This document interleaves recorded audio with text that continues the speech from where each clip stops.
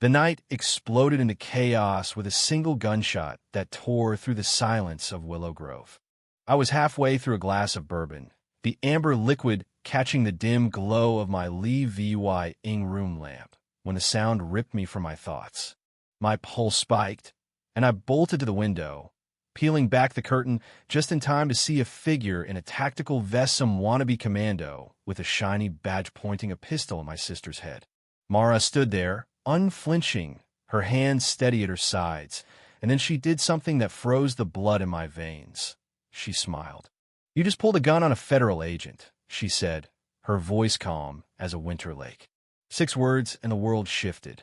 Willow Grove was supposed to be my escapee, manicured suburban haven, where every lawn was clipped to perfection, every mailbox aligned like soldiers on parade.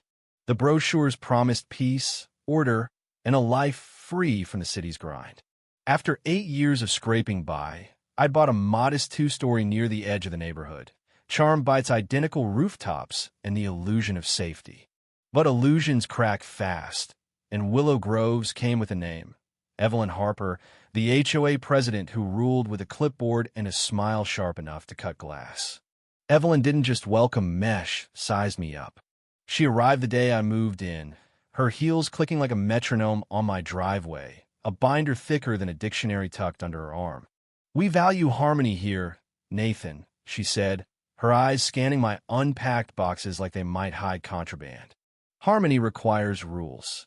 Behind her, Mara, who'd driven up to help me settle in, muttered under her breath, "And rules require dictators."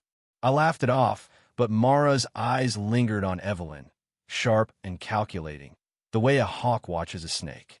Mara wasn't just my sister, she was a mystery wrapped in a leather jacket. She'd always been the quiet one, the observer who noticed details others missed, a flicker in someone's expression, a car that lingered too long at a stop sign. She told the family she worked in consulting, a vague catch-all that explained her odd hours and knack for disappearing without warning. I never pressed her, but I knew there was more to her story. When she asked to crash at my place for a few weeks, I figured she needed a break. I didn't know she was working. The trouble started small, like most wars do. Willow Grove's HOA didn't just enforce rules, they weaponized them. Evelyn's peacekeepers, as she called them, were a ragtag crew of ex-cops and gym rats dressed in knockoff SWAT gear, complete with radios that crackled static and body cams that never recorded. They didn't walk the streets, they stalked them, barking orders at anyone who dared step out of line. Teenagers got lectured for skateboarding, delivery drivers were grilled like suspects, and once a guy got a DULA 200 fine for painting his fence a shade too close to eggshell instead of ivory. Mara found it hilarious. "This place is a theme park for control freaks," she said one night, sipping coffee on my porch. "Bet they've got a dungeon under the clubhouse." I thought she was joking until the peacekeepers set their sights on her. Mara had a habit of walking at night, her boots scuffing the pavement as she mapped the neighborhood in her head. Evelyn didn't like it. At the monthly HOA meeting, she called Mara's behavior, or unsettling, her lips pursing like she'd tasted something sour. "Non-compliant posture," she said, and a few neighbors nodded as if it were a diagnosis. One woman whispered, "She doesn't even recycle properly," like it was EVY denke of treason. I brushed it off, but Mara's jaw tightened every time the HOA's golf cart cruised by, its headlights slicing through the dark. The Real spark came on a humid Tuesday night. I was at home, flipping through channels, when Mara went to grab snacks from the corner store. She hadn't been gone 20 minutes when my phone buzzed with a text from a neighbor. "HOA's got your sister pinned at the park. Looks bad." I sprinted out the door, heart hammering, and reached the community park just as the scene unfolded like a bad movie. 3 peacekeepers had Mara cornered near the gazebo, their cart's lights bathing her in a harsh glow. One of them, a stocky guy named Travis with a buzz cut and a chip on his shoulder, clutched a radio like it was a grenade. Another, a wiry kid barely out of high school, kept asking for her ID.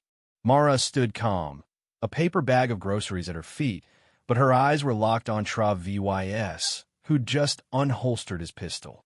"What's in the bag?" Travis demanded, his voice loud enough to wake the dead. Why were you out here so late? Mara tilted her head, unfazed. Chips. Soda. Maybe a candy bar if I'm feeling wild. Want a receipt? Vys's face reddened. Don't get smart. Show me the bag. She didn't move. You gonna shoot me over a bag of Doritos? That's when I saw a flicker of panic in Vys's eyes, the kind that comes when a bully realizes they've picked the wrong fight. Before I could shout, a new voice cut through the night, sharp and commanding. Lower that weapon. Now. A black SUV screeched to a halt, and two men in plain clothes stepped out, badges glinting under the streetlights. One of them, a grizzled guy with a beard, locked eyes with Mara. You good, Agent Kessler? Agent Kessler. The words hit me like a brick. Mara nodded, her smile returning. Just another day at the office, Sheriff Vance. Vys's gun wavered, then dropped to his side. The other peacekeepers froze, their bravado evaporating. Evelyn arrived moments later, her hair in rollers, a silk robe flapping as she stormed across the grass. This is outrageous, she shrieked. You can't harass my staff on private property. Mara stepped forward, pulling a badge from under her jacket. United States Marshal Ser VYC. Your staff just drew a weapon on a federal agent. Want to talk harassment, Evelyn? The neighborhood woke up to chaos flashlights, shouting, and the wail of real police sirens. I stood there, dumbfounded, as Mara walked past me toward the house, her grocery bag swinging like nothing had happened. You're a marshal? I hissed when we were inside. She shrugged, popping open a soda. Surprise. Also, your HOA's a front for something nasty. I'm here to clean it up. It took a few hours and a lot of coffee for her to fill me in. Mara wasn't on vacation. She'd been assigned to Willow Grove as part of a federal investigation into a smuggling ring using the neighborhood as a hub. The HOA's landscaping contractor, Greenwave Solutions, wasn't just trimming hedges, they were moving illegal goods, hiding them in plain sight under Evelyn's nose. Mara had been watching them for weeks, using my house as her base. That night, Vys had nearly blown her cover, and Evelyn's peacekeepers had stumbled into a federal operation they couldn't begin to understand. By morning, the story was everywhere. Someone leaked security footage to a local blog, and by noon, it was VY Rao. HOA goon pulls gun on woman buying snacks, didn't know she's a U.S. Marshal. Reddit threads exploded with memes of Vys as a cowboy. Caption draw Marshal. Evelyn tried to spin it, calling an emergency HOA meeting to claim Mara was a provocateur destabilizing the community. But the damage was done. Neighbors whispered, group chats buzzed, and Evelyn's grip on Willow Grove started to slip. Mara, meanwhile, was unfazed. She sat at my kitchen table, scrolling through her phone while neighbors peeked through their blinds. You use my house as a spy den? I asked, still processing. She grinned. Best Wi-Fi in the neighborhood. Plus, your coffee's decent. I wanted to strangle her, but she wasn't wrong about Evelyn. The woman had always been a menace, finding people for minor infractions like unapproved garden gnomes or excessive Christmas lights. Finding out she'd been fleeced by her own contractors was poetic justice, but it didn't explain why Mara hadn't told me. Classified, she said when I pressed. You'd have freaked out and tipped someone off. She wasn't wrong about that either. The next few days were a slow burn. Evelyn doubled down, issuing citations like a dictator in her final hours. One guy got fined for a non-regulation birdhouse, another for parking his truck 2 inches over the line.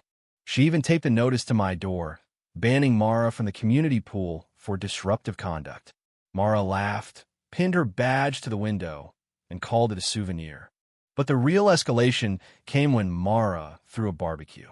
No invites, just the smell of ribs and a playlist blasting from my backyard. Neighbors showed up first curious, then relaxed, like they'd forgotten how to breathe without Evelyn's permission. A guy in sunglasses joined late, clapping Mara on the shoulder. Nice setup, Kessler, he said. Operation Thorn's looking solid. Operation Thorn. The words landed like a grenade. Neighbors froze, plastic cups hovering mid-sip. Mara just flipped a burger and said, relax, folks. Unless your garage is a missile silo, you're fine. Evelyn watched from her window, her face a mask of fury. By morning, she'd hired a new security consultanta guy named Derek who looked like he'd been kicked out of militia for being too intense. Derek took one look at Mara and decided she was a threat. He demanded to search her car, and Mara obliged, popping the trunk to reveal a laptop with DOJ stickers and a stack of surveillance gear. Derek backed off, muttering about clearance, but he filed a report calling Mara a rogue operative. Evelyn sent it to the Marshal VYC, thinking she'd won. She hadn't. 2 days later, a federal agent, not Mara, someone with a briefcase and 0 patients showed up at Evelyn's door. "Obstructing a federal investigation is a felony," he said. "Stop playing mall cop." Evelyn's smile cracked, and she pivoted to damage control, announcing a community safety drill to prove her authority. It was a disaster. Residents tripped over sprinklers, Derek's hand signals confused everyone, and a kid on a bike heckled the whole thing.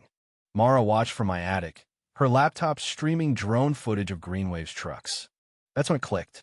The trucks weren't just delivering mulch. Mara's team had been tracking them for weeks, planting sensors along the greenbelt.